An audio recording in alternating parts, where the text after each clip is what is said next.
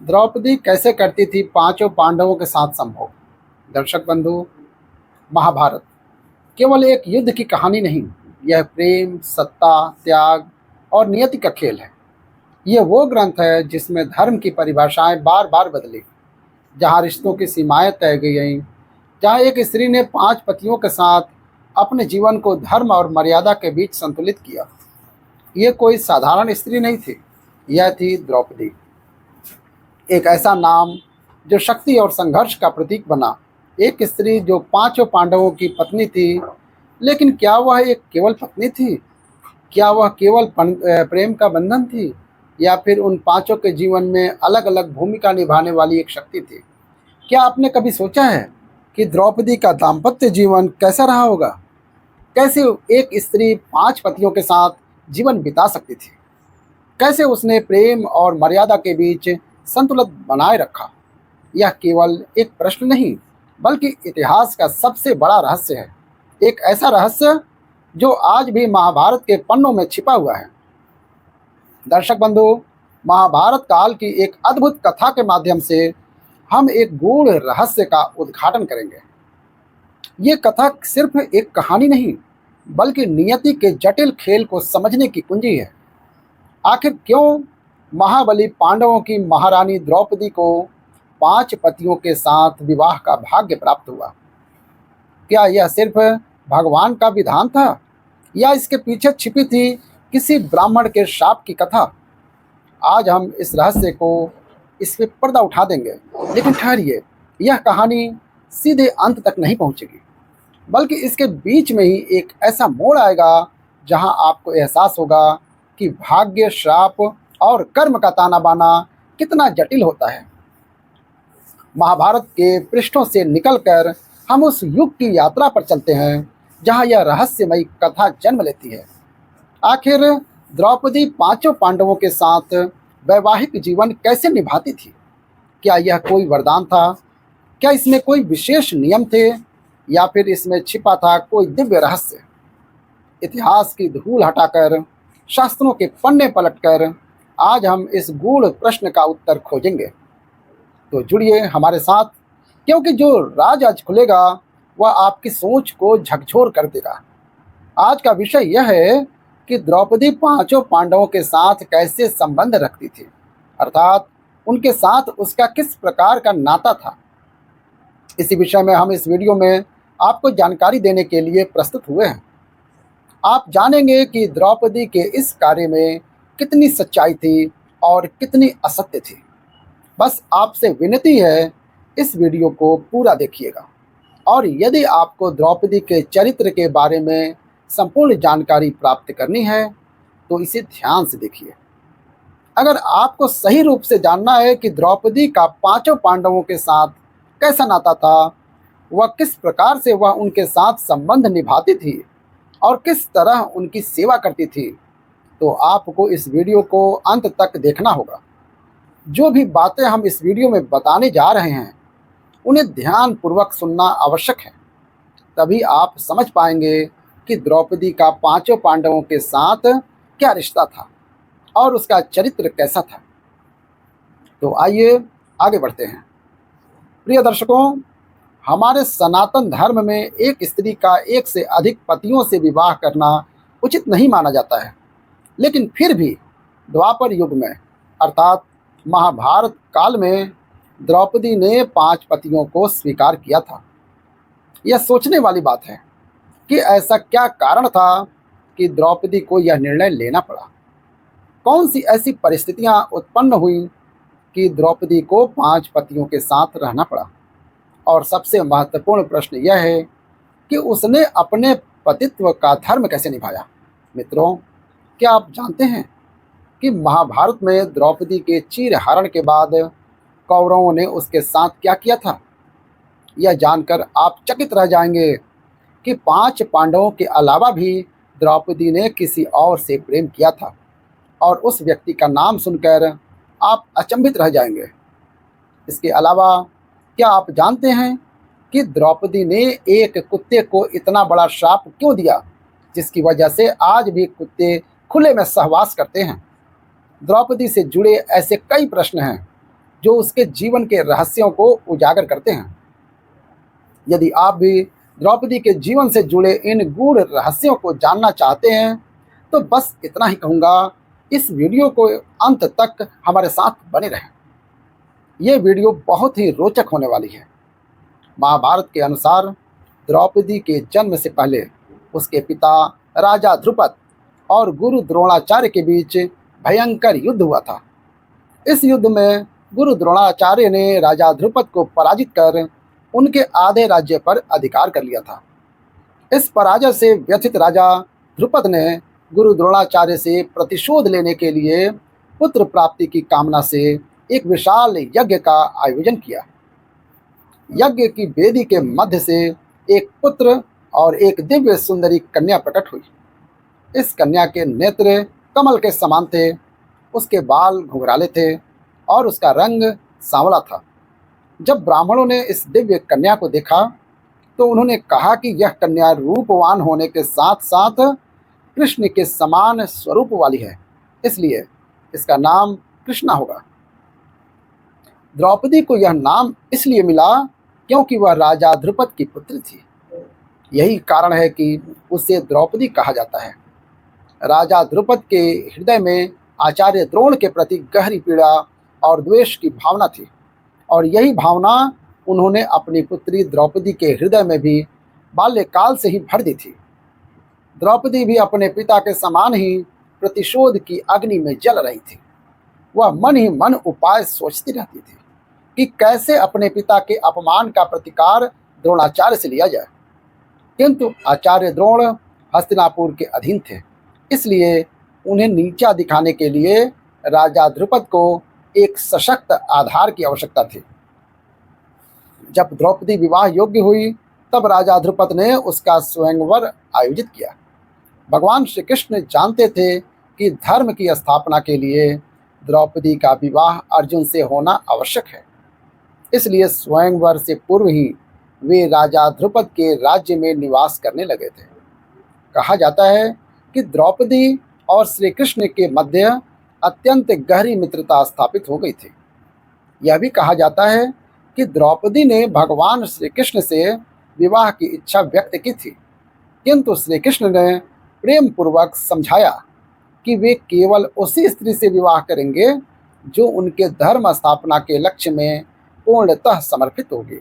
उन्हें ऐसी स्त्री चाहिए थी जिसकी कोई राजनैतिक या व्यक्तिगत इच्छाएं न हो, अपितु जो केवल धर्म के कार्य में सहायक हो। द्रौपदी को पसंद करने हेतु भगवान श्री कृष्ण ने यह भी कहा था कि हे द्रौपदी, तुम महान हो, मैं तुम्हारी योग्य नहीं हूँ। जब द्रौपदी के स्वयंवर का आयोजन हुआ तब पांचों पांडवों युधिष्ठिर, भीम, अर्जुन, नकुल और सहदेव ब्राह्मण वेश में वनवास व्यतीत कर रहे थे। वे अपनी माता कुंती के साथ एक निर्धन ब्राह्मण के घर में रहकर भिक्षा पर जीवन यापन करते थे। उसी दिन जब द्रौपदी का स्वयंवर हो रहा था तब वे भिक्षा मांगने के लिए निकले थे। तभी उन्हें स्वयंवर का समाचार मिला। अर्जुन ने अपने भाइयों से इस स्वयंवर में भाग लेने की इच्छा जताई और पांचों पांडव ब्राह्मण वेश में स्वयंवर स्थल पर पहुंच गए। स्वयंवर की शर्त यह थी कि जो भी श्रेष्ठ धनुर्धर ऊपर घूमती हुई मछली की जल में पड़ने वाली छाया देखकर उसकी आंख को भेद देगा, वही विजेता होगा और वही द्रौपदी से विवाह करेगा। अर्जुन महान धनुर्धर थे। उन्होंने लक्ष्य साध कर मछली की आंख भेद दी और स्वयंवर की शर्त जीत ली। इस प्रकार द्रौपदी ने उनके गले में वरमाला डाल दी और वे उसे अपनी पत्नी के रूप में अपने आश्रम ले आए। अब यहाँ एक प्रश्न उठता है कि जब अर्जुन ने स्वयंवर में द्रौपदी को जीता और विवाह किया तो फिर वह पांचों पांडवों की पत्नी कैसे बनी? मित्रों, जब अर्जुन एवं उनके अन्य भाई द्रौपदी को लेकर आश्रम पहुँचे उस समय माता कुंती भोजन बना रही थी। अर्जुन जब आश्रम पहुँचे तो उन्होंने दरवाजे पर ही खड़ी अपनी माता कुंती से कहा, माँ देखो हम क्या लाए हैं। माता कुंती उस समय अपने कार्यों में व्यस्त थी और बिना देखे ही उन्होंने कह दिया, जो भी लाए हो उसे पांचों भाई आपस में बांट लो। माता कुंती की इस बात में कोई भूल नहीं थी, क्योंकि प्रतिदिन जब पांडव भिक्षा लाकर लाते तो वे उसे अपनी माता के समक्ष रख देते थे और माता कुंती उन्हें सभी भाइयों में समान रूप से बांट देती थी। इसी आदत के कारण जब उस दिन अर्जुन द्रौपदी को लेकर आए थे, तब माता से कहा, माँ देखो, आज हम आपके लिए क्या लाए हैं। तब भीम उस समय माता कुंती ने बिना देखे वही बात दोहरा दी। जब माता कुंती को वातावरण में असामान्य शांति का आभास हुआ तो उन्होंने पीछे मुड़कर देखा और यह देखकर स्तब्ध रह गई कि अर्जुन के साथ एक कन्या खड़ी थी। माता कुंती को अपनी भूल का आभास हुआ और उन्होंने अपने पुत्रों से कहा, अब ऐसा उपाय करो जिससे द्रौपदी का कोई अनर्थ ना हो और मेरे मुख से निकली बात भी मिथ्या न हो। इसका समाधान खोजने का प्रयास किया गया, किंतु जब कोई उचित मार्ग नहीं मिला, तब पांडवों ने माता कुंती के वचन की रक्षा हेतु द्रौपदी से विवाह करने का निश्चय किया। जब यह बात राजा ध्रुपद तक पहुंची तो वे अत्यंत चिंतित हो उठे। राजा ध्रुपद की चिंता को दूर करने के लिए महर्षि व्यास वहां उपस्थित हुए और उन्होंने द्रौपदी के पूर्व जन्म की कथा सुनाई। उन्होंने बताया, द्रौपदी अपने पूर्व जन्म में एक ऋषि कन्या थी। वो ना ही केवल रूपवती थी बल्कि गुणों और सदाचार से भी संपन्न थी, किंतु पूर्व जन्म के कुछ कर्मों के कारण उनका विवाह नहीं हो पा रहा था। इस कारण उन्होंने भगवान शिव की घोर तपस्या की। उनकी तपस्या से प्रसन्न होकर महादेव प्रकट हुए और उन्होंने वरदान मांगने के लिए कहा।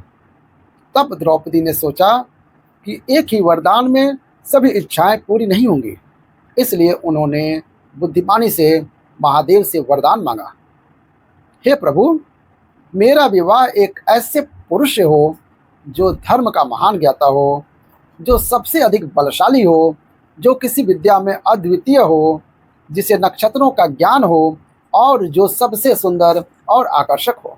इस प्रकार द्रौपदी ने 5 गुणों को एक ही वरदान के रूप में मांग लिया। महादेव समझ गए कि द्रौपदी की मनोकामना क्या है, किंतु उन्होंने पहले ही वचन दिया था कि जो भी वरदान मांगा जाएगा उसे पूरा किया जाएगा। अतः महादेव ने कहा, हे द्रौपदी, तुम्हारी प्रार्थना मैं भली भांति समझ चुका हूँ, इसलिए अगले जन्म में तुम्हें एक नहीं बल्कि 5 पति प्राप्त होंगे और तुम 5 पतियों की अर्धांगिनी बनोगी। यह सुनकर द्रौपदी और भी अधिक चिंतित हो जाती है और हृदय से महादेव का स्मरण करते हुए प्रार्थना करती है, हे दीन बंधु, आपकी कृपा से मैं केवल एक ही पति की इच्छा रखती हूँ। महादेव कृपालु भाव से कहते हैं, हे देवी, मेरा दिया हुआ वरदान व्यर्थ नहीं जा सकता, इसलिए तुम्हें इस जन्म में 5 पति प्राप्त होंगे। इस वचन को सुनकर द्रौपदी व्याकुल हो जाती है और सोचने लगती है, मैंने तो एक ही पति में सभी गुणों की कामना की थी, फिर ऐसा क्यों हुआ कि अलग अलग गुणों के 5 पति मिल रहे हैं। व्यास जी कहते हैं कि भगवान शिव के वरदान के कारण इस जन्म में द्रौपदी को 5 पांडव पति रूप में प्राप्त हुए। जब यह बात राजा ध्रुपद को ज्ञात होती है तो वे अपनी पुत्री द्रौपदी का विवाह 5 पांडवों के साथ करने के लिए सहमत हो जाते हैं। हालांकि द्रौपदी सहज रूप से इस विवाह के लिए तैयार नहीं थी, किंतु वे एक शर्त के साथ विवाह स्वीकार करती है। वह कहती है, भविष्य में 5 पांडव किसी और से विवाह कर सकते हैं, किंतु महारानी का स्थान केवल मुझे ही प्राप्त होगा। द्रौपदी की इस शर्त को स्वीकार करते हुए पांडव विवाह के लिए तैयार हो जाते हैं।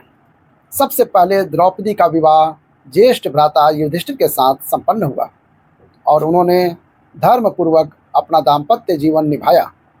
फिर अगले दिन द्रौपदी का विवाह भीमसेन से हुआ और उन्होंने भी अपने दाम्पत्य धर्म का पालन किया।